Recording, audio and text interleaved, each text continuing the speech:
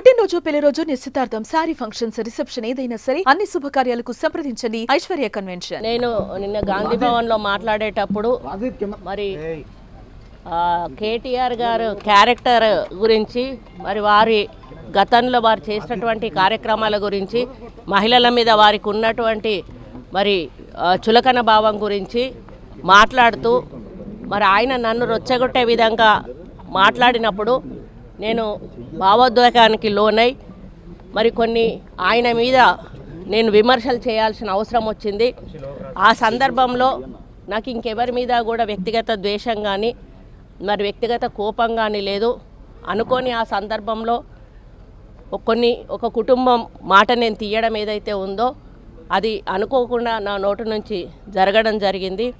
ఆ తర్వాత వారి ట్వీట్ చూసిన తర్వాత నేను కూడా చాలా బాధపడ్డాను.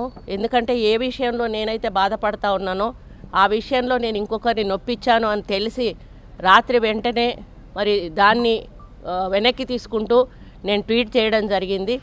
కాబట్టి నాకు జరిగిన అవమానం, నేను పడ్డ బాధ ఇంకొకరు పడకూడదు అనేటువంటి ఒక ఆలోచనతోటి నేను బేషరతుగా దాన్ని వెనక్కి తీసుకోవడం జరిగింది. కానీ కేటీఆర్ విషయంలో మాత్రం తగ్గేది లేదు. ఆయన తప్పనిసరిగా క్షమాపణ చెప్పాల్సిన అవసరం ఉంది. ఆయనే చేసేదంతా చేసి ఈరోజు నన్ను క్షమాపణ చెప్పాలి అని డిమాండ్ చేయడం ఏదైతే ఉందో మరి దొంగ అని తనే దొంగ అని అరిచినట్టుగా ఉంది. ఆ విషయంలో మాత్రం ఎట్టి పరిస్థితుల్లో కూడా వెనక్కి తగ్గేది లేదు.